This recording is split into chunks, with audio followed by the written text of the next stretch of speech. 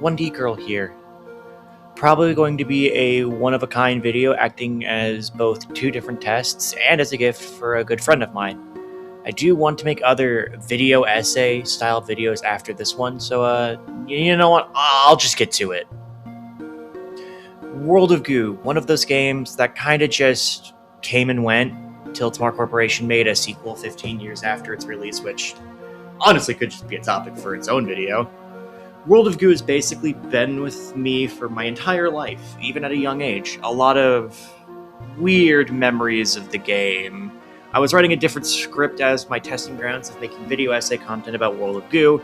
I just kind of remembered a ton of, honestly, creepy memories of the game. Not a ton, but enough to where I feel I can actually make a video on it. So in the spirit of the place I found myself in, I guess I'll talk about it. Are we sure we can't get anything else more fitting? What do you mean there's a light switch over there? Sorry, one sec. Okay, there we go. That's more fitting. Let's get right on into it.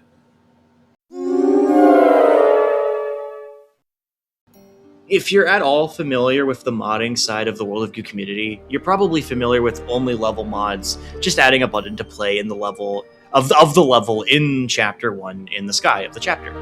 However, this is not anything that would ever happen in the actual game without modding, which is what makes this memory so baffling to me. When I was really little, before I even had the full version of the game and just the demo, I was downstairs in the living room of my parents' house. The Mac was, for some reason, hooked up to the TV. I went into Chapter 1 and suddenly there were levels in the sky. Only for a moment, as the moment I scrolled away from the sky, they were gone. Now, and this was my first thought too, you might be thinking, this sounds more like a dream than something that had actually happened. And you are probably right. There's just one issue to me. I don't ever remember falling asleep to dream it. Not even when I was really little, like 4 or 5, maybe 7 or 6 years old. And then again, by extension, I don't even remember waking up after it either. Life just simply continued after it. It kind of haunts me. I can't tell what time of day this took place in, and I'm not sure what I would have found if I actually had to press any of those buttons. But I cannot deny this didn't actually happen. But if I'm being realistic about all of this, it was probably just a dream that I'm just having less and less memory of as time goes on, simply just because I don't think there's anything in World of Goo's code that would ever allow any of this to happen.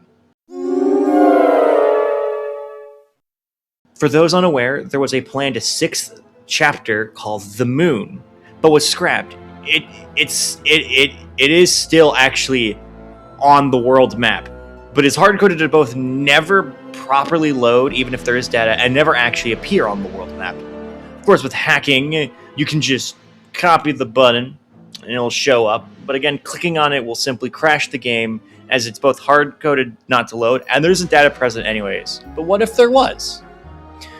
When I was a preteen, around 11 years old, I decided to experiment and make a copy of the Island 1 folder and name it Island 6, and then try entering the chapter. What happened, I was never able to replicate, but I swear on my life this happened. This was real. It loaded the seasonal text, which was 1 year ago for the Moon, which is, I find very interesting. It is one of only 2 chapters in the game that isn't actually a real season, the other being Chapter 4, which is Meanwhile. Now, what I find interesting about this is that this shouldn't have happened. This is implying the game was actually trying to load Chapter 4 and failed. Not Chapter 4, Chapter 6 and failed. Which is so peculiar to me. The game simply closed when this happened and didn't even crash. And then it wouldn't even open up for like a month after that. Pretty spooky, huh? This one's probably the most recent, as I don't think I'd legally qualify as a quote-unquote child for this one, specifically, as I think I was 16 or 17 years old when I did this, but it fits with the rest of the others, as it creeped me out when I did it. World of Goo's demo lets you see what Chapter 2 looks like, but not let you play any level. However, if you are to put in the data for Drool, the Water Goo Balls, and the full game's Chapter 2 into the demos folders, you can play Drool. None of the graphics actually show up, however, and even if you put in the folder for Flyaway Little Ones into the demos folder as well, the game will not unlock the stage. If you do not include the Goo folder Water, trying to enter Drool will simply just crash the game, as the Water Goo Balls do not exist in the demo by nature. I still, to this day, don't understand why the graphics don't load in the demo. If you make Drool into a Goo mod and load it into the game through Chapter 1 as a custom level, the graphics do show up. Very strange. When I was young, I watched a lot of creepypasta readings on YouTube. Pokemon Dungeon Explorer's Death, Lost Silver, Prevention of Evolution, Creepy Black. All of those are Pokemon, I'm realizing. I watched a lot of Pokemon creepypastas, except for one though, the topic of this section, one that stuck with me for a long time. A World of Goo creepypasta that I thought was lost media for the longest time. I found a re-upload of it very recently. It was simply just called Another Cog in the Machine. For the sake of archival, I will be going through the creepypasta abridged and then explaining what parts of the story scared me as a kid and what stuck with me. It starts as a normal playthrough of World of Goo, going through chapters 1 and 2 with no issues at all, until the protagonist gets to chapter 3, when they blow up the Burning Man. A loud curling scream played, which is pretty corny looking back, but the reading of it actually played a loud scream, so the jump scare wasn't really helping me as a kid. And it actually very much made me afraid to go play Burning Man again. But as the protagonist moves on to Secondhand Smoke and beats it, a different cutscene played out. Playing out through the POV of a Goo Ball, being broken out of its treble in a pipe to the corporation, falling into a factory, faceless workers roaming the conveyor belt the Goo Ball found themselves on. Gameplay violently resumed as the player was tasked to keep the Goo Balls away from the workers. This part scared me as the kid. The unknown fear of what would happen if they actually got caught, even if it's obvious what the story is implying as an adult. It spooked me as a kid. It is never explicitly said what would happen, as the player is successfully able to get the Goo Balls out of danger. Getting to the end of the conveyor belt level, another cutscene plays with the Goo Ball POV returning, a mysterious figure sitting at a desk, looking empowering as it towers over the Goo Ball. It speaks softly, uttering only a "you know too much," before shutting off the protagonist's Nintendo Wii, a gray liquid starting to seep through the disc slot, dripping onto the floor at a rapid pace. Now, this is the kind of shit that would scare any little kid, to be honest. This is on the same level of, and then he had hyper-realistic blood seeping out of his eyes. Ooh. But what really got to me as a kid was not the liquid dripping from the console, was the fact that the protagonist just tried to turn the console back on. As they turned on their Wii, they find it still fully operational, albeit with none of their channels appearing, and where World of Goo would have been was simply dripping more of that same gray, gooey liquid. There was a message in their mail.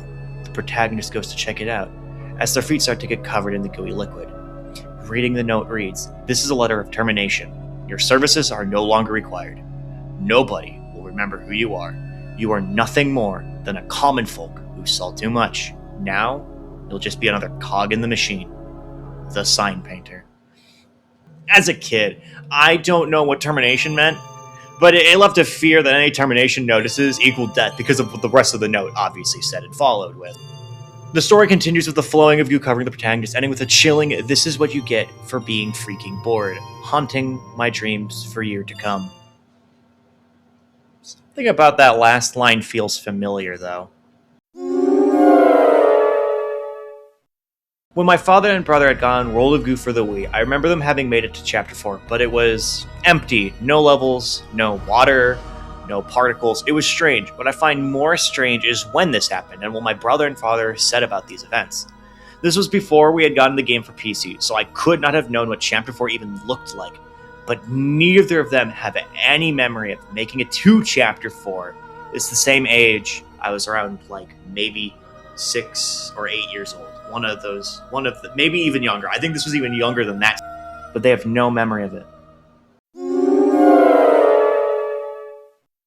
Randomly one time as a kid, when I was opening up World of Goo, the game didn't load to the normal title screen, but a whirling mass of black dots on a blue background, with the only thing visible being my profile name.